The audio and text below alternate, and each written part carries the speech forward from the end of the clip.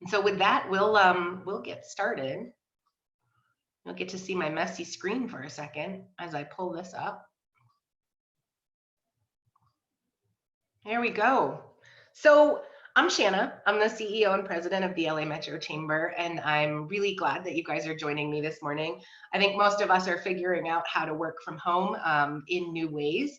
For some of us, you might have been doing this a day or two a week, or you might have a lot of experiences with this.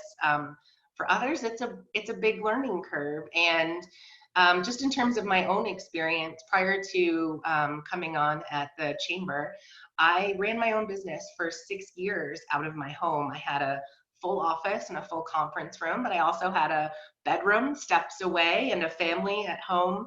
And so I think some of the disorientation of trying to figure out a workspace and a work schedule from a place in which you live and probably share with other people, that's a thing that takes a little bit to figure out. And so I'm excited to be able to share some of what I learned in that time and what worked for me. I've built in some discussion points throughout this presentation, so you should absolutely feel invited to ask questions as we go along. But I'm excited for you guys to think about ways to embrace working from home. There can be a lot of benefits from it. You aren't paying for tolls anymore. Your gas bills have gone down. But we'll talk about what some of the pitfalls are as well.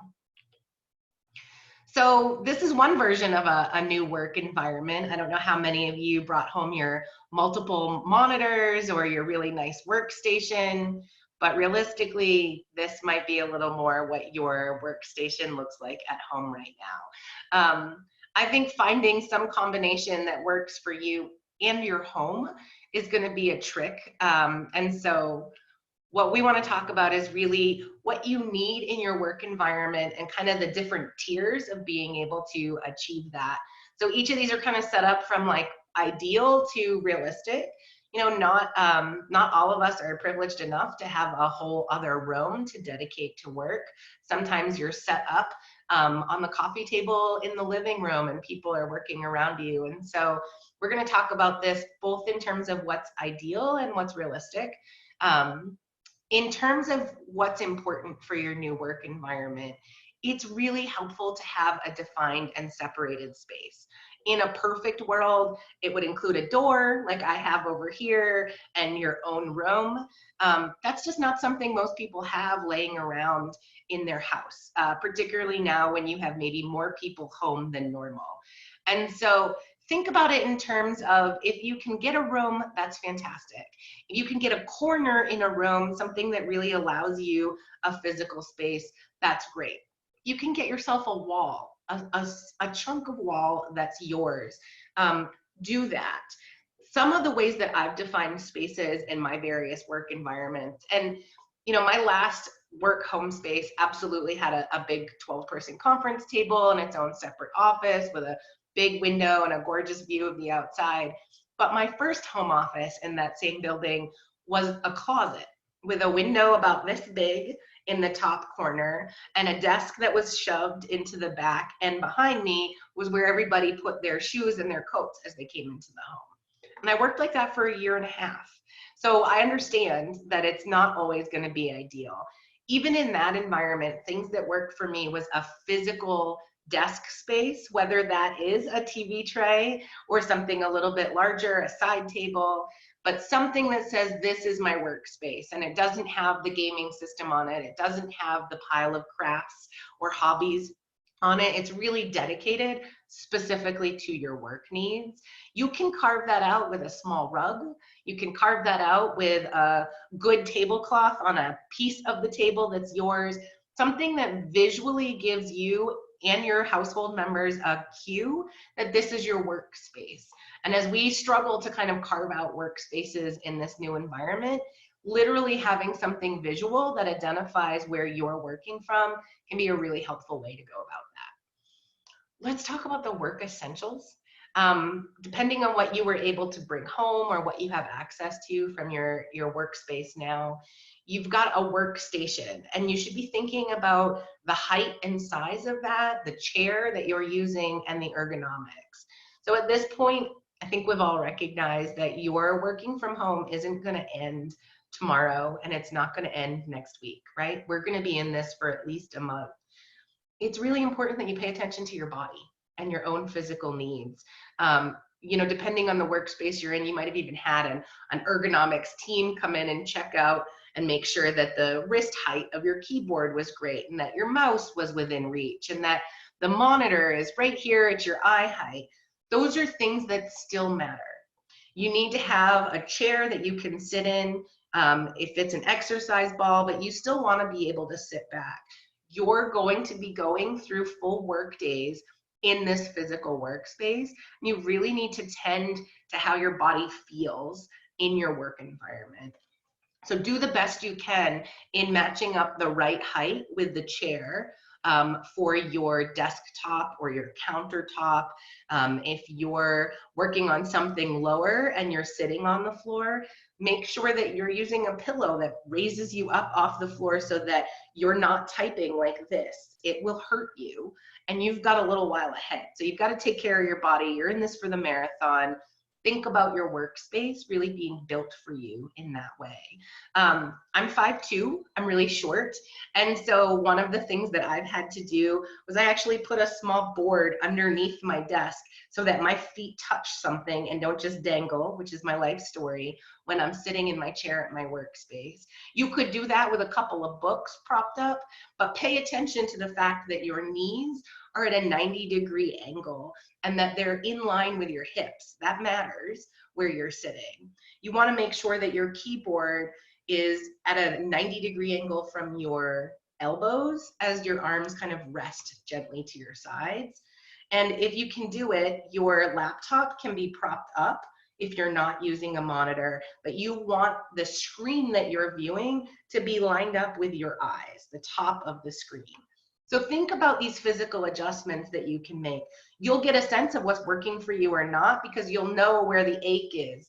If it's in your neck or if it's in your hip or if it's in your shoulders or your arms, pay attention to your body because your workstation is now a place that you're going to be spending a lot of time in. So you want to make sure it physically works for you. You can't overlook that. Any questions about your physical workstation or the ergonomics of a home work environment? Do you have a recommendation if, like, I'm on a laptop and I can make it so that when I'm typing, my elbows are at 90 degrees, but it's below my eye level. So it's either one or the other. Yeah, so there's a couple of things. One is, I mean, this is about how much support you're getting, what kind of your financial resources are. At the very least, there are laptop stands that prop up your laptop and you can open your laptop at a bigger angle so that you can type like this and the screen is up. Those can be pretty inexpensive on Amazon. They can be expensive too, so shop around. But likewise, you could consider with a small HDMI cord hooking your laptop into a TV that's maybe not used that often. You can look at an old computer or desktop that allows you a visual output onto a different screen. Or you could look at a wireless keyboard that allows you to prop up your laptop's monitor and have a keyboard that's at the right height. I think what's realistic at this point is to be thinking about what support you can ask for from your employer and what resources you're able to afford to spend to give you those kind of basic necessities, because you're going to be at this for 30, 45 days, if not longer. And so figuring out those small tweaks now, you can get a pretty inexpensive wireless mouse and keyboard set for like $30. It's a good investment for the physical aches and pains that you're going to feel. It's a really good question. Sam? I'll just say, before I invested a little bit of money into my work from home setup, the way that I handled that was like a couple reams of paper and like put my laptop on that, and like a dirt cheap $15 keyboard and mouse from Amazon.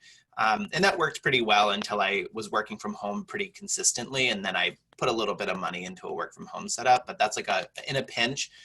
It was really helpful and I could actually really feel it in my back. Yeah, you're gonna feel it in your body. Your body will let you know. Other questions about kind of the ergonomics of a workstation? Okay. Don't be afraid to pipe in. I was Um, just, oh, yeah, I'm go ahead, sorry. Erica. It took No, me a minute to find the unmute button because I it's moved all my right. phone around a little. Um, I was lucky with my laptop. I already had a really nice keyboard that I've had for years, but I did not bring my mouse home with me. And I really, the tracking pad and Excel and everything is just so much harder for. Particularly if you're in something like Excel where you really Yeah. need to have the, Exactly. So instead of going right out to like order something, I just sent a message to a few of my friends, some text messages to say, hey, does anyone have an extra mouse, computer yeah, mouse, even if it's not wireless? And I ended up with 2 right off within like minutes. And I yeah. didn't have to spend anything. I cleaned them off when I picked them up from my friend's house, and I just, saved that money. But now I just got them yesterday, and it is so much nicer today. It makes a world of a difference. Yeah. Yeah, always do a shout out to your friends. I think a lot of people in our networks, Sam's one of my colleagues and a longtime friend and coworker, and he probably has, it's like a junkyard of old electronics that he keeps. And I'm not that different myself. I probably have 3 different sets on the bookshelf next to me. Don't hesitate to reach out to your network, because I think folks are already in kind of a support each other mode, and there's a lot out there. But start there, right? And then you can decide if it's worth a bigger investment, or if you like that equipment or that piece, or if it's meeting your needs. Because you might decide that you'd rather invest on a monitor and use your own laptop keyboard because that's your favorite. So you'll learn, right? Yeah. Great question. Let's talk about some of your ideal devices in a work environment at home. I'm just going to name, there's a certain amount of privilege built into what I'm about to say, but we're going to start with what's ideal, and then we're going to talk about some tips and tricks for what you might have to use if you can't get the things that are ideal. In a perfect world, you'd have a desktop, something that really is a familiar size and is relatable to what you were using in your work environment. If you don't have that, and as we've already talked about, a laptop can take you a long ways. It might even be able to hook into one of the old TVs that you have out back, or maybe an old desktop monitor that you haven't used in years since you've upgraded to your own laptop at home. But be thinking about ways to have a visual display that doesn't have you squinting all day. A keyboard is a really important piece of equipment to add on to what you're using, because it gives you physically the ability to kind of move your space back and forth in a way that matches up with your own body. So that's probably my most prized possession, is my keyboard. I have an ergonomic keyboard. You can see that curve on it because I spend so much time typing. If you can, fantastic. If you can't, I think we already talked about some of those solutions. The additional piece is a camera. So in today's environment, you're right now being invited to Zoom meetings, webinars, lots of visual things. You likely have a camera built into your equipment that you're using. I found it worth it to buy a separate camera. I can do this with it. And so my camera actually can move around. I can show folks, this is what the rest of my work environment looks like currently. So it gives you a little bit of flexibility. It also gives you better audio and better visual output. And so if you're like me, actually instructing through webinars, leading a lot, you're not just participating, maybe you're working with or supporting a team, I found it to be a helpful investment. They can be really pricey, or they can be fairly inexpensive. It's an ideal add-on depending on the way in which you are interacting with your team and whether this feels like a valuable component of your day-to-day. You might find that investment an important one. It is most is Zoom as a platform included. Most of them actually have the ability to use the video camera from your phone. And so if you're in a pinch and you are not able to use the camera that's built into your laptop, or your laptop doesn't have a camera, don't underestimate your smartphone, which is likely got the exact equipment that you need to participate in any of these in a full way. So that's kind of like the ideal to the built-in to what you can do in a pinch. So the same thing is true about a scanner or a printer. Let me show you what my setup looks like. I have a pretty decent scanner and printer combined.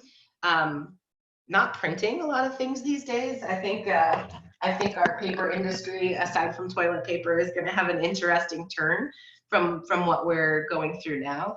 Not a lot to print and share to the person next door in my work cubicle anymore. But boy, that scanner, right? It's getting a lot of use for items that you have to sign, for things that came in that you want to be able to share with somebody else. A lot of folks don't realize this, but you can actually capture things with your smartphone. And there's options that allow you to save it as a PDF. So if you don't have a full scanner and you don't want to send just JPEGs of documents that you've signed or that have come in through the snail mail, you can actually use your smartphone to capture that if you don't have a scanner in your home office. Depending on what your job is, you might talk to your employer about the support of, and there's definitely inexpensive scanners that kind of are only this big and the document runs right through a little bar. It might be something that you need. It might be something that your employer wants you to have. I think what's really important to name in this conversation is, as your boss or supervisor or human resources directors are trying to figure out how to manage their team from home, don't underestimate their openness to hearing requests from you about what makes this work for you. So you should feel really comfortable going to somebody in your business or in your organization and saying, this is what my work from home experience is like, and I really think this one tool would make me more productive. Is there a conversation that we could have for that about reimbursement or support for that? Depending on your employer's current position, they might be really open to that, or they might have that equipment back at the office that they can share with you or arrange a pickup for. So if you find one of these tools that we're naming is really important to your ability to kind of function throughout the day as part of your team or in your work environment, ask for it. The worst they can do is say no, and you'll be in exactly the position that you're in. But it's a really important piece of making sure that you have what you need to do what you need to do, and to kind of take the stress off of feeling like you can't do what you used to do as well as you used to do it. We'll talk about managing expectations in a second, but that's the realistic piece, is don't hesitate to ask for what you need. As Erica pointed out, whether it's from one of your friends or your social network or from your employer, because getting what you need, and you'll only be the only person to know what you need, is a really important piece of being productive from your home environment. Questions about the work environment?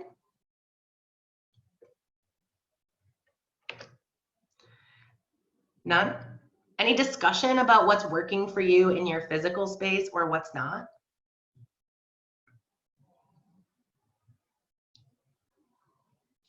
Okay. Oh, go ahead, Sam.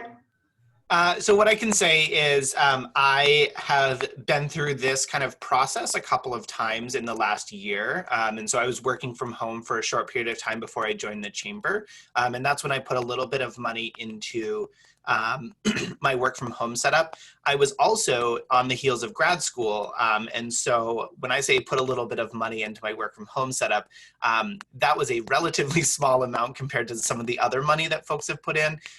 So what I can say is I have put a lot of time, energy, and resources into researching some really affordable and comprehensive work from home tools. Ironically enough, IKEA has some really, really solid tools. And so one of the things that felt really important for me is I have had back problems for a long time. And so a standing desk was really, really important for the way that I work. And I was able to find one for about $150, which you can get standing desks. I found one the other day that was like, oh, this is perfect. And it was $8,700, which unfortunately the chamber will not purchase for me. Sorry, Sam. And so you can find some pretty inexpensive ways to feel ergonomic And luckily, you know, depending on who your employer is, once you have those, you might be able to bring it into work, or your employer might be able to reimburse you for some of those things. But I have put a lot of energy and time into thinking about a lot of the different tools that come into my work environment on a really, really tight budget. So if anyone has questions, you're more than welcome to shoot me an email, and I'm happy to kind of work through some of those pieces or send you some links or whatever. Well, we could probably put some of your favorite items and links to them in the follow-up email that folks who registered get. Of course. How about we do that? Yeah. Yeah, I think that's a great idea. Let's talk about your work schedule. I've spent some time talking to my team about this and about what is realistic. So when I used to work from home, you know, for 6 years, this is the question that people would ask me. Isn't it really hard to work so close to where you nap and where you sleep and where you watch TV? And I would always laugh at them, because it's actually much harder for me to sleep where I work. And so this is not that far off from me, right? The email that I didn't send, the one that came in just as I walked away from my desk, the new piece of guidance that's coming from SBA or our federal elected officials, it's right there. It's literally 5 steps away, and it's 5 steps away at 5:30, at 8:30, and at midnight. And so I think there's an assumption that folks have about what it's like to work from home, that you're actually much less productive, that it's much easier to just slip in a little binge watching or head off to the couch midway through the day. I'm sure that some folks are built in that way, and that that's true for some people. It's not been my experience. And I will say, managing a team through this, we check in on this pretty regularly. And what I'm finding with my team is likewise, it's harder for them to separate themselves from work and slip back into their home life than it is for them to stay focused at work. I think you'll find that that's true. And that's true, I'm just going to be really candid, for a number of reasons right now. What we're going through as a society, the shifts that you're making, aren't because you wanted to downsize from your office or cut expenses. This wasn't a planned transition for you. Each one of us are adjusting to working in this new way because our society is in upheaval, because there is a new level of uncertainty, and each of us are having our own kind of trauma-informed response to the way the world is working around us and the way we need to now show up in the world. By definition of the fact that you are still working in some way means that you are probably working in new ways that is responsive to what's happening in the world around us. The work that we're doing at the Chamber has shifted significantly from even just 2 weeks ago. And a lot of what we're dealing with on a day-to-day basis are hard conversations from businesses who are trying to figure out how to lay off their employees or shut their doors. The day-to-day work that we're doing has a new level of urgency and importance and uncertainty and high stakes tied to it. And so it is unrealistic for us to think that the workday that you have in your home environment is going to somehow perfectly mirror the workday you had in your work environment. And so I wanted to really name that and invite that conversation, because you might be finding that it is hard to sleep where you work now and not the other way around, work where you live, right? And so I think there's a couple of things that can help you with this. For me, when I started working from home, this was probably the hardest thing. You know, for perspective, I have 15-year-old twins and a 13-year-old now who occupy my work office with me. When I started working from home, they were 10 and 8. And that's a much younger age with a kind of harder level of understanding. And so some of the things that worked for us was to create a clear schedule. I've talked to my coworkers and have said, you know, 8 to 5 isn't realistic. And it's not realistic in part because what we're being asked to do isn't happening between 8 and 5. A lot of the information that I get is a summary of what happened over the course of the day and streams into me between 4 and 6 o'clock at night. And some of that information is really important for me to tend to, turn around, and get back out. So when I think about what my work day is and what works for me, it really is a 9 to like 2, and then I give myself a little bit of space because I recognize that I'm going to be working again from 6:30, 7 o'clock until 9 or 9:30 at night. And so I'm not telling you that your clear schedule has to be 8 to 5, because that's not realistic. But you need to have a clear schedule. Give yourself some reality that when you wake up and put your slippers on and you go and start your coffee pot, you don't go directly into your office to check your email simply because it's right there, right? Give yourself time to have coffee. You wouldn't go to the office first thing in the morning as your coffee brews to check in and then go back home and finish getting ready for work. Give yourself that same permission at home, right? Create a clear schedule with some breaks in it that really recognizes you are living where you work, not working just where you live. And so you got to think about it from both sides. Share this schedule with your colleagues. So I'm managing my team in a pretty flexible way, and my team is also adapting and being really flexible. So we've had conversations around, it's okay that your day doesn't match my day. It's okay that you're more productive in the evening and you're needed in other ways during the course of the day. You know, if you have a colleague who's working from home and has young children, it might not be realistic that they're the most productive between 8 and 6 o'clock. They could maybe get 2 really productive hours in during their child's nap time, which varies and could be in the morning or the afternoon. They might be the most productive after bedtime at 7:30 at night, and they really put in 5 hours then. So talk to your colleagues about what schedule works for you and what schedule is working for them. Make note of it, have that conversation, because your office now is virtual and it includes, 5, 6, 10, 20 different households, each one with its own schedule, each one with its own members. So be really realistic about what works for you and name it with your colleagues. Likewise, share your schedule with your household. Right? So I have a partner and I have 3 kids at home. I have a dog who doesn't care at all about my schedule and wants to go outside when she wants to go outside. And so when I say share it with your household, one of the things that I've offered is if my door is closed, I'm working. And if my door is open, you can come in and check in with me. And so if I'm not on a webinar, if I have the opportunity to open my door in between calls and be responsive to my family, I do that.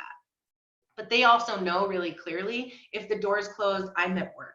So that's a visual cue that I can give to them. I have a colleague who I think has a really great tip. She's got a couple of younger kids, 6 and 8. So they don't fully understand why mom's home all the time. They don't fully understand what a work day looks like because it's not like they ever went to the office. So she puts on a hat and it's her work hat.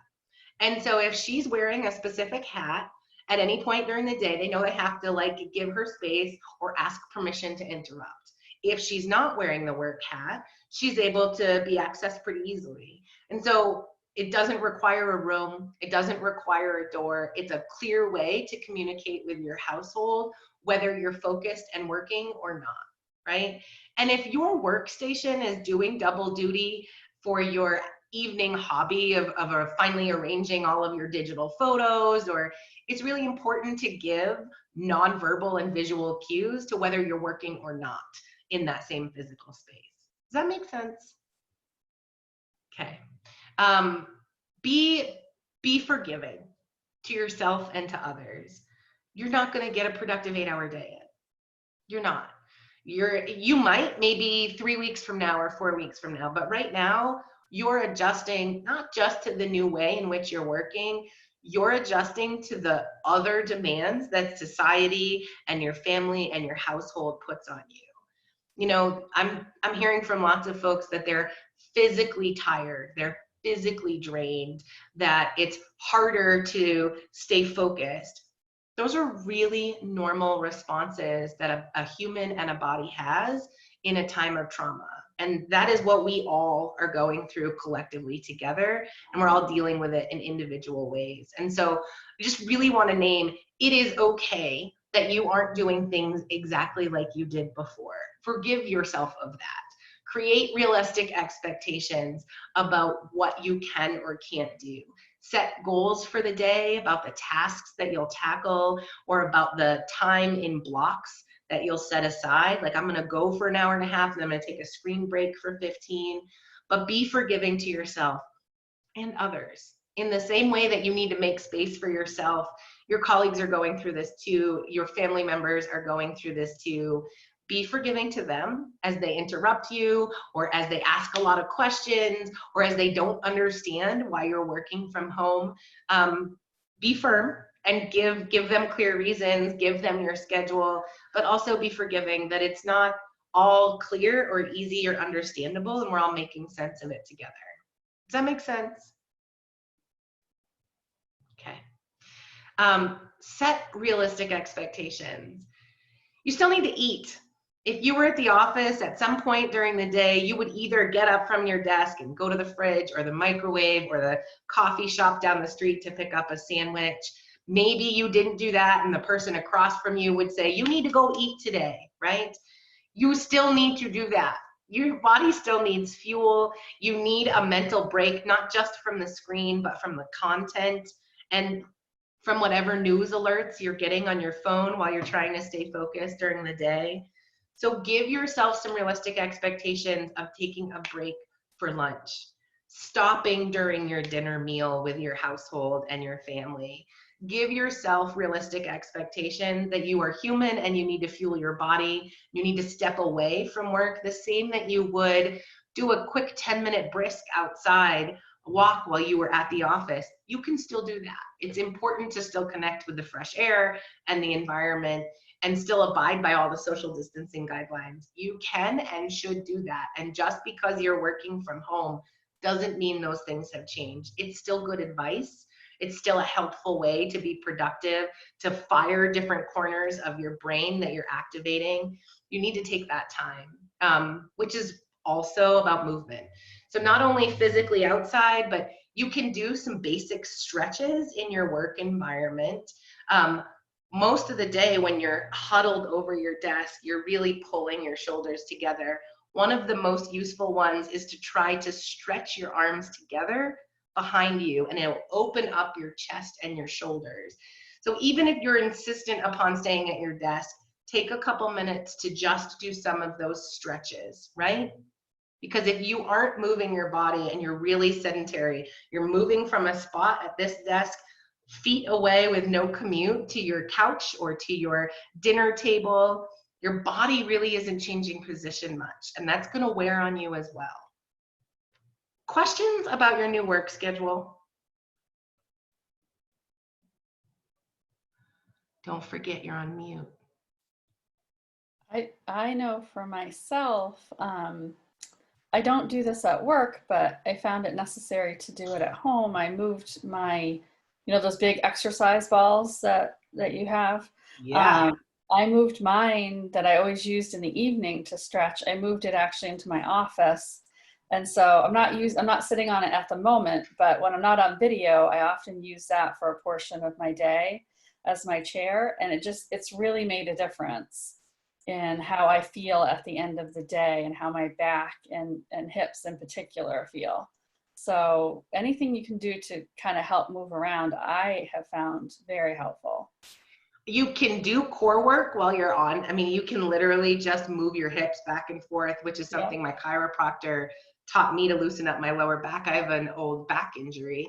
I use my exercise balls a lot. It also means that you can stop and literally roll around on your ball for a second, right? Open up your body in different ways, which I think is a great suggestion, Erica. I love my ball. Yeah. Other things about work schedule that you'd like to name that you're struggling with, that is working for you? So I have to work in my bedroom. It's basically the only place that I can have some quiet. And so it actually has worked out pretty well though, because I have a TV tray, which doesn't sound ideal, but I actually, while you were talking, went and got this little beanbag thing I have that has a flat top on it and raised it up a little bit, and it's working. Yeah, but it's nice because at the end of my work day, because I don't have interruptions, so I can pretty much work my normal schedule. And at the end of the day, I can put my TV tray up and away. Yeah. And so it kind of that's my visual cue to be okay, my TV tray's out, so now this is my work environment, and when it's away, this is my bedroom. So having the visual cues is definitely really helpful to be like, this is what this is now, and later it's a different environment. So when I was preparing for you, one of the hardest times for me was during the holidays. And so I would try to take a vacation in December, like a real vacation where I didn't work. And yet there was my office and I could just pop in real quick. And so for 2 years in a row, I actually wrapped my complete workstation in Christmas paper so that I couldn't physically access my environment. And kind of a nightly way to do that is to throw a tablecloth or a sheet over your home office, particularly if you don't have the luxury of having it be in a tucked space and away, but it really is in part of your living space where you're spending the rest of your time. Throw a tablecloth or a sheet over it or a blanket in a way that really says like the office is shut down. This is true for the weekend too, guys. This isn't just about, the evening. When it's Saturday and Sunday, give yourself the rest and the permission to step away. And if that requires some kind of physical cue or barrier, do it because it's an important thing for you. Hey, Lane. Other questions about your work schedule? I have not a question. It's just I'm sort of finding it hard to, during the day, I know the value in stepping away and stretching or taking a walk or just getting away. But I tend to be a person who sits down in my chair and just wants to go, like just Me go. too. So I've just been finding that really hard. I mean, I know I need to do it. It's just breaking away has been a struggle. One of the tricks that you can use is actually to set an alarm. So I have a couple of alarms on my phone. I have one that wakes me up, but then I have one that tells me it's time to take a break. And I've set that, Monday through Friday, same day, same time of day, every day. I have one set for mid-afternoon. I have one set for around lunchtime. And then I have one that like literally says, step away with like 4 exclamation points and allows me to really step away from my desk. I, like you, Elaine, when I sit down and I'm not done. And that was probably one of the hardest things for me when I first started working from home years ago, is I would sit down at my desk at 7:30 as the kids got on the bus, and they would come home and I would say hello really quickly. Maybe I'd stop and get them a snack, and then I would keep working and I would lose track of the time, all right? Because my time was being measured in which task or my inbox. Right? Oh, I've got that many emails, I'm not done, regardless of what time the clock said. And that's not healthy. You might realize that, but that's not healthy. And so ways to turn that off. And there's actually productivity tools that create kind of silence of your workstation. There's productivity tools that only allow you to check emails or only deliver your emails to your inbox at a couple of points through the day instead of as they come in. That doesn't work for everyone, but there are a number of tech tools, apps, and ways to support managing those things. Because for some of us who really are kind of driven in that way and are gauging, how am I doing based on how many emails are unread, how many tasks are undone, instead of, and I encourage you, and this is probably a daily mental exercise for me for the rest of my life. I will never master it. It will always be a practice that I'm working on. But it is important to pause and say, what have I done today? What have I accomplished today? What are the things that have gotten done that I can be proud of, and measure my day by that and not just what's undone? Because particularly right now, the flow of information, the fluidity of our environment, the uncertainty of tonight and tomorrow and next week means that we're not done. Even when we think we're done, the goalposts are going to get moved, something new is going to be introduced, and we won't be done. And so we have to find ways to gauge our daily and weekly success on what we have accomplished. And I would also say, and this is a hard thing to do. In some of my work, we've talked about measurements of success as it relates. I mean, traditional measures of success is how many widgets, how many things have I accomplished? How many people did I talk to? How many contacts did I make today? How many documents did I file? Or how many words were written? And those are still valuable measures of success. And you're going to want to be thinking about your productivity based on the measurements of success you were using before and adjusting what's realistic in this new environment. But it is really important to think about measures of success from a process and relationship standpoint too. That's a harder thing to introduce. It's a harder practice to have, but it is okay and important to check in with your colleagues. And in addition to saying, did I get you everything you needed today? You can also say, did I treat you the way you needed to be treated today?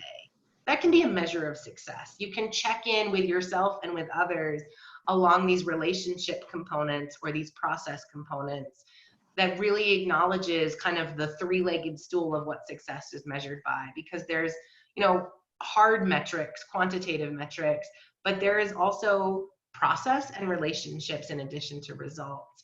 And in this new work environment, you don't get the nonverbal cues that you used to, right? When you're in an office environment and the person in the corner has their door shut more than they usually have it shut, or the music that they're listening to is different and more somber, there's these kind of nonverbal cues that cue you into how your team is doing or to how you're doing, or alerts your team to how you're doing. And we've really been robbed of a lot of that in this environment.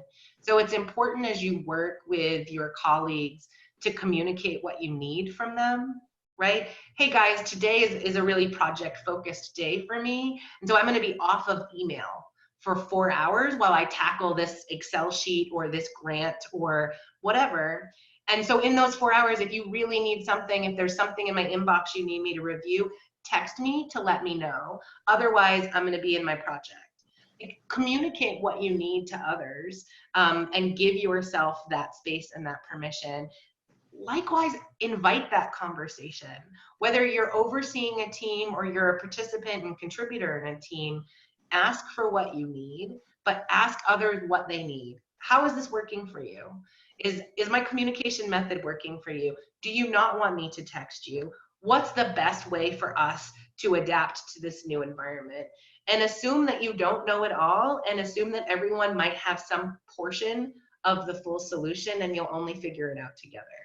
I think that's a really important way to think about working together as we all adjust to not just the physical space that we're working in and the change in human contact and the ways in which we get our cues about how the team is doing, whether it feels good in the office. Remember those days when you'd be in the office and you'd say, boy, there's something in the office today. You can tell that there's something in the office. There's a deadline approaching. There's tension in the air. You don't get that feedback in this environment the way you did before. And those deadlines are still real. And the added pressure of what we're dealing with makes that situation more exaggerated. And so check in with each other and be realistic about making sure that's part of your new work from home habit. So what works for you guys? With the alarms, I definitely do utilize setting a lot of alarms throughout the day. And what I do is, because I'm very good at ignoring the alarms too. And so what I do is I make them very specific. So I'll set an alarm that says like, do 10 squats, or like go up and down the stairs twice, or drink a cup of water. And then it's a lot harder for me to ignore it instead of just being like, hey, take a break. And I'm like, yeah, I'll take a break in like 20 minutes. And then I never do. So it's something that's like very focused and goal oriented. And I'm like, oh, I can do that because it's only going to take 30 seconds or whatever. And it's probably not as much as I need, but at least it's better than not doing anything. I mean, It's a habit that you're creating. So I think that that's right? And it's like, this goes back to the be forgiving. Don't feel like you're going to go, do a mile in 10 minutes on a break. Like that, don't set realistic expectations. You can pull yourself away from your computer, even if it's enough to like stand and turn your face towards the sun and pound a glass of water. Do that and congratulate yourself that you did it, right? And then set a new goal for tomorrow. But I think that's exactly right, Danielle. Other things that work for folks that you'd want to share? So one of the things that I just kind of like realized yesterday was working from home. I didn't realize how this work from home environment was different than previous work from home environments, in that because of the way that we're asking folks not to go out into the community unless necessary, I am looking at my computer hours more than I normally would. And this is coming from like working from home full time for a while. I would have meetings where I would be on the phone and I would be pacing around my apartment, or I would need to go to the store to do something, or I'd have a meeting in the community. Or when I go into the office, I have a 45-minute commute both ways. So that's 45 minutes twice a day that I'm not looking at the computer. I have to stand up and walk to the printer. My printer is now 6 inches from me. I am easily distracted, and so I walk over to people's desks and distract them as well. The bubbler is down the hall. The bathroom is down the hall. And so my office has now shrunk so dramatically, and I'm realizing that I'm having my eyes hurt, right? Because I'm now spending hours and hours a day. And so at the end of my workday, I'm switching from my work computer to my personal computer, and now looking at a different screen, but a screen nonetheless. And so I've had to put some really, really thoughtful and intentional tools in place to take breaks. And so when I say I'm taking a break, I have to go like no screens, right? And so for me, that might mean I love going on drives. And luckily I live in the middle of the woods. And so I go find some like logging road and drive down the logging road. But I didn't realize how many hours a day I wasn't looking at a screen before, until I was in this work from home environment where like the thing to do is look at screens. And so I've started being very thoughtful about like physically relocating out of my office, and picking up a book or playing with the dogs or going on a walk, and being very thoughtful to do something without screens so that this doesn't become a really, really messy situation. Yeah. Sam, I think that's so valuable. For so many of us, particularly when I only worked from home and that was my office, like you just noted, I don't know, 25% of my meetings were at a coffee shop or at a client's office, or there was still a portion of my day that required me to get outside my home office, and allowed me to interact with other people.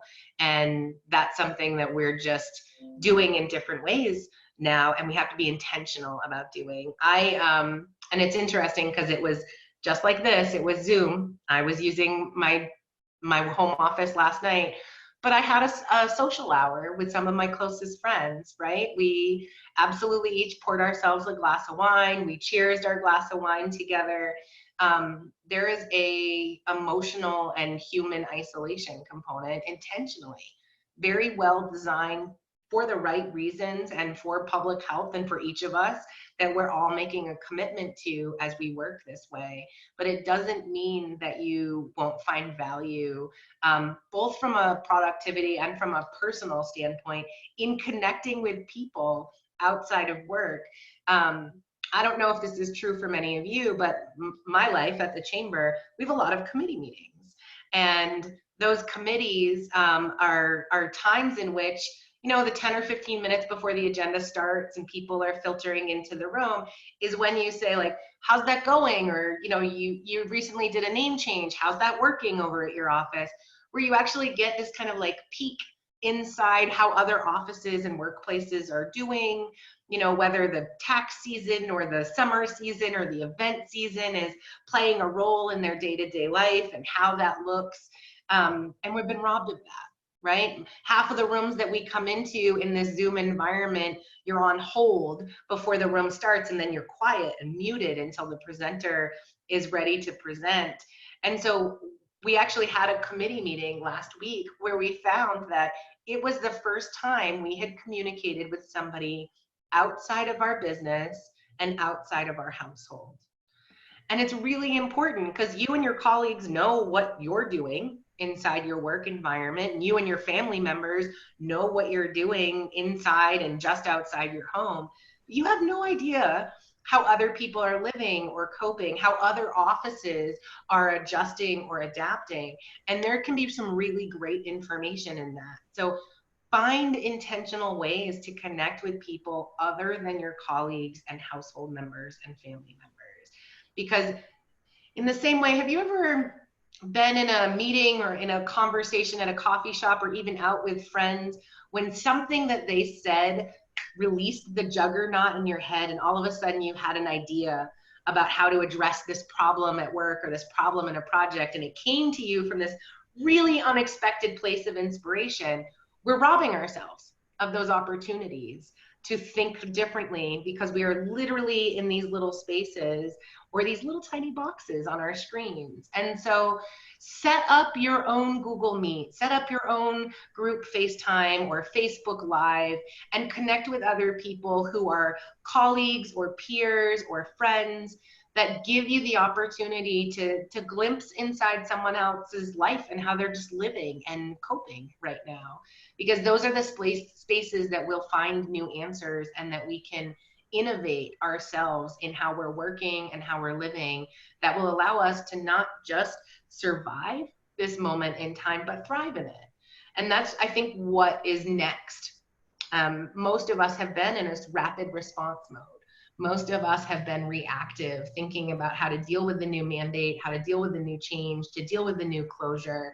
And we haven't given ourselves the spaces or permission to think about what's next. And I think part of that is wrapped up in the fear of what's next could be more time away from now than you would ever want it to be. And so we don't give ourselves permission, maybe out of fear or out of concern or uncertainty or unknown, to ask that question, what could be? How do we make the most of this? How do I thrive in this environment? And as soon as we move, I think individually and collectively, from survival mode to proactive thinking and to naming this, I think, more important question of how do we thrive in this environment, I think the sooner we will do better as individuals, as workplaces, and as a society. And it can be paralyzing right now. So I give you permission, should you need it, to acknowledge that you might not be there yet. But know that that is a great place to be moving towards, and that each of you are empowered and have the ability to just give yourself a 10-minute break in your day and say, what about this could actually work really well for me? Because you could find that answer. We're almost up with time. Can you believe how quick our hour went together? I would love to hear any parting words or things that you're loving about life right now, and I'll hush. Shanna, I would just like to say, first and foremost, I am probably the only one in this group who's actually working in an office. We are still open. I say we're open for business. I work at Shampoo Insurance. We are closed off to the public, but we do each have our own offices, can close a door. We are social distancing from each other, but it's still kind of, I'm going to say, business as normal as we can have it. But the reason why I jumped on this today is because if I am forced to have to work from home, I wanted to be able to say, yeah, okay, I can set myself up and have some idea of how to do this. I have worked in an office my entire life, or in a business where I don't have the opportunity to work from home. So I'm thankful that I don't have young kids either. But right now I have a mom who has COPD and my dad's a diabetic. So I am actually social distancing from them. They just got back from winter in Myrtle Beach, and my safe time to be able to go back is not till Sunday. So I'm, thankful I have a boyfriend who's putting up with me right now. And when I do have to do Zoom calls from his house, I feel like I'm waking him up in the morning, but things have been okay so far. But I just want to say thanks. You gave some great tips today, some tricks, even hearing from some of you others that are right now working from home, what to do and how to set yourself up. So kudos. Thank you very much. And thanks for doing this. I think this was a fantastic idea. Absolutely. I just wanted to say thank you as well. This is why I wasn't on video and not talking much. I was multitasking, so going along with everything we've been talking about. It's a little bit of a challenge, but this is Gavin, and I was listening the whole time, but I didn't want to be distracting. And Gavin would have been distracting. He's adorable. Thank you very much. You're welcome. Hi. It's hard. I mean, I did this as a mom. I finished college while starting my own business and doing them both from home. And I will say, just give yourself permission. Give yourself permission to recognize you cannot multitask, and it is okay to step away and just parent every once in a while. Right. It's a lot to figure out as you navigate. Thank you so much for joining us. What was that? Thank you so much for joining us. Yes, thank you very much. I appreciate it. Absolutely. Other parting words from anyone? Shanna, I just have one question. Where is Sam today? Do you love Sam's basketball picture? Because I was about to send him a private message. Well, Sam the figured flags. out a very crafty virtual background. Yeah, I'm looking at the flags and like, did Sam get elected governor overnight? And I didn't even get a chance to vote for him. This is my solution to not having to clean my office. Is I found a website that has like high quality Zoom backgrounds that I'm happy to send out to folks. Please do, because do you see what's happening with my face when I'm using mine in my new work environment? It's a little creepy, right? Yeah. Yeah, it's like Back to the Future. You're fading. There you go. There you go. Yeah. No, it's a true thing. This is Leslie Knope's office from Parks and Rec. Felt like it looked familiar. That makes so much more sense. Yeah, What a flags, good choice. But anyways, I had to ask. It's a good one. Thank you guys so much for making time today. I hope this was worth it for you. Thank you so Yeah, much. Definitely. Yeah, absolutely. And honestly, if there's anything the Chamber can do for any of you or your businesses as you kind of go through this time, we're really shifting the way in which we work to be responsive to our members and community needs, membership aside. And so while we pay attention to that, if there's something that you need or someone in your work needs, please reach out to us. We're open to that, and we're here for you all. And we have our own fancy little tech graveyard that I'm sure we'd be happy to loan out one of our keyboards that have been clogging up the closet behind us. Probably have 3 or 4 that will never get used inside. We're having a yard sale. Right. Yeah. Except you can't come. But Do reach out. Each of you will get a follow-up today with the slides that I shared and maybe some cool links from Sam. So be looking for that in your inbox later today or tomorrow morning. Thank you so much. Thank thanks, you. boss. See you. Bye. Stay safe. Have a good day. See you.